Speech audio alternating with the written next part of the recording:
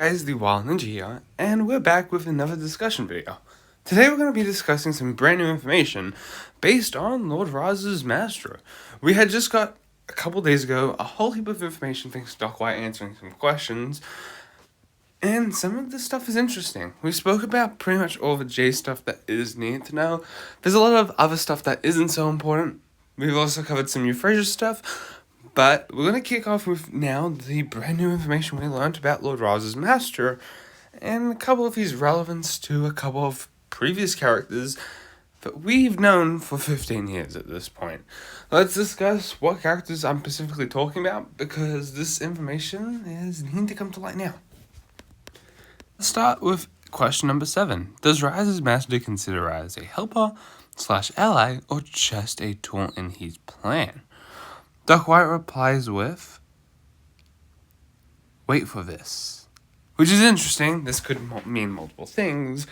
But let's discuss the two-way situation that this could be. Because this would be quite interesting. Imagining Raz to be the tool of Raz's, his master's plan would be quite devastating in my opinion than anything else.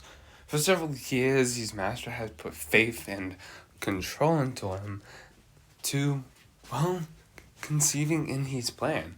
It would make total sense for Raz's Master to keep him around and see him just as an ally that is on the same page as him. He's obviously persuaded him hard enough to do all this damaging stuff in the world, so why not make him continue? I honestly think maybe turning him into sort of an ally to the ninja and leaving him alone and telling him I only need you for power would be quite a, in my opinion, horrible mistake. I think seeing Raz and his master take down the ninja would be at most a powerful event the ninja would have never faced before. Raz is really powerful as it is, and it is sometimes hard to take him down. But can you imagine with his master?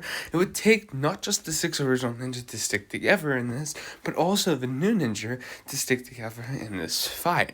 Could you imagine the 6 original ninja, plus Eren, Sora, Wildfire, Frack, Euphrasia, Ryu, doing Spinjitzu, plus Pixel, Skylar? That'd be sick. This battle of 14 characters would be fun, and I would love to see this actually happen in the show. But it is something that is a wish, not something that I think is particular. If this was to go down the opposite route, where Raz's master just keeps him to the curb, I can definitely see Lord Raz going to the ninja, but not doing it for the greater good, but doing it out of spite. I doubt this is going to actually happen for several reasons, but if it does, we know. I find this to not be the most interesting question, but for theorizing and figuring out the future of Ninjago, maybe. Okay, so the next one is, did Raz's master ever meet Wu and Gamadon? Do they even know about their existence? Or does Raz's master know about their existence? Same answer, wait for this. Why wait for this? I'm going to honestly say straight out right now, Raz's master probably does know them. The fact if Wu and Gamadon are known by Lord Raz's master is an interesting topic. I want to sort of state a couple of theories that I have, and I want to mention just a huge factor into this. I've been reading the Spinjitzu Brothers comics at the moment on Spotify, which is a great way, obviously, if you have Spotify Premium, to go listen to them there. Perfect way to listen to the audiobooks, because I know here in Australia, the books have never been released. Besides that being the point of fact, while listening to those audiobooks, it's quite obvious that stated that a lot of people back in the day knew the first Spinjitzu Master. A lot of people. And a lot of people, if not surprised by the fact that he had sons, knew that Wu and Gamadon were his children, were his kids. Children. It's a mind-blowing thing. There's an issue in the comic where one of the characters is like, you're the first Spinjitzu Master's kids, and then, yeah, we are. Or they tell, like, the kitty cat in the first one, oh yeah, we're the Spinjitzu Master's sons. We're trying to please him. And she's like, oh, Shit, freaking this first Ninja Master didn't even teach you this stuff? Oh, cool. I'll do it. But it's a very interesting story that a lot of people had known about this, and obviously word of tale spreads. Now, my interesting thing here is that could be the main reason a lot of people know Rungamadon via the first Minitsu Master and realm keeping. It's just something of fact. It's like the first Minitsu Master. He created some of the realms, and he was known in all the realms. These kids would be the same. A fun theory that's kind of going into my head at the moment is this whole talk of the Serpentine War. At the moment, the Serpentine War is being pushed for 2026 and 2027, if I'm not mistaken. In my honest opinion, this is a good way to see Ninjago's past, present, and future in several ways. Like in our real world, looking at the First World War and the Second World War, it helps us move on and look at a brighter future and making sure we do not make those mistakes of past and present. Now, the question really stands here. What could really be involved with the Serpentine War into modern Dragons Rising? Now, in modern day, what something could be really epically done here is two things.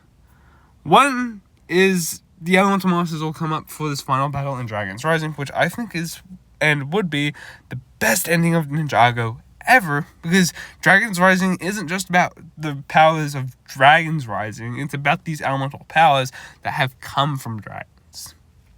I think that'd be a pretty good story to wrap Dragons Rising off with. Now, another thing is, how could you tie Ninjago Dragons Rising to a character into the Serpentine War?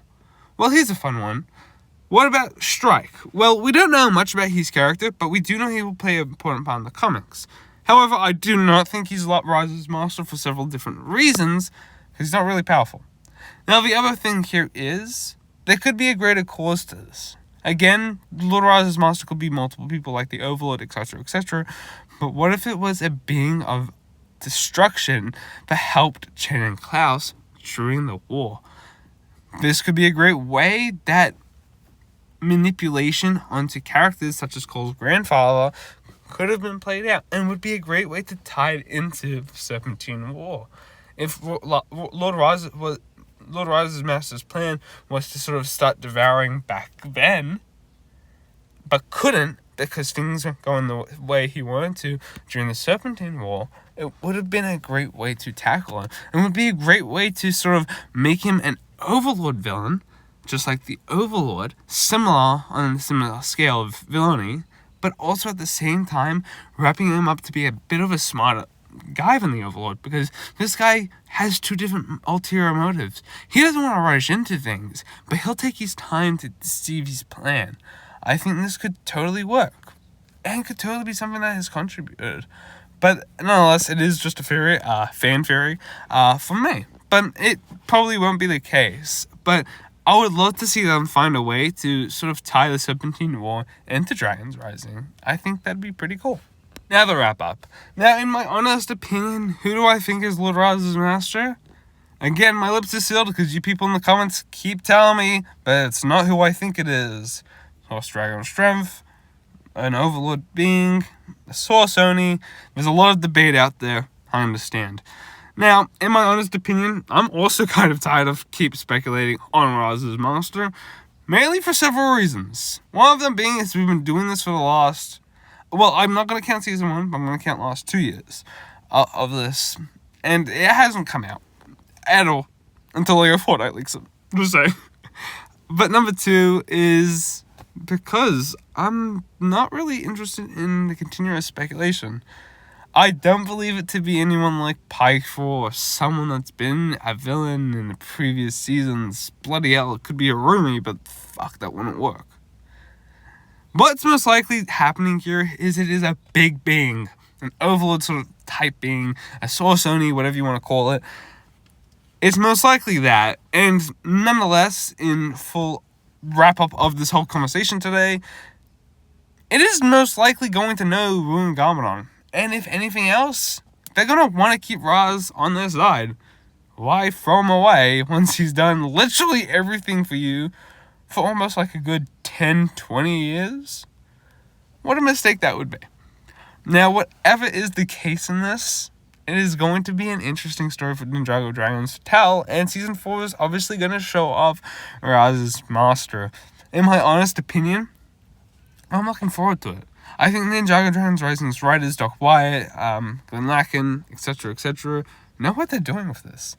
Now, if Fortnite leaks Little Raz's master, I'll be pretty upset, but I have faith in the great storyline that is coming. Whatever happens with any new information about Little Raz's master, I will be here to let you guys know. So please make sure you like, subscribe, and hit the notification bell to stay notified. I upload daily so you guys can get the best updates and brand newest information for Ninjago Dragons Rising, or just the funnest chats. Let me know your thoughts about this video in the comments down below. Thank you guys for watching. Peace out, guys.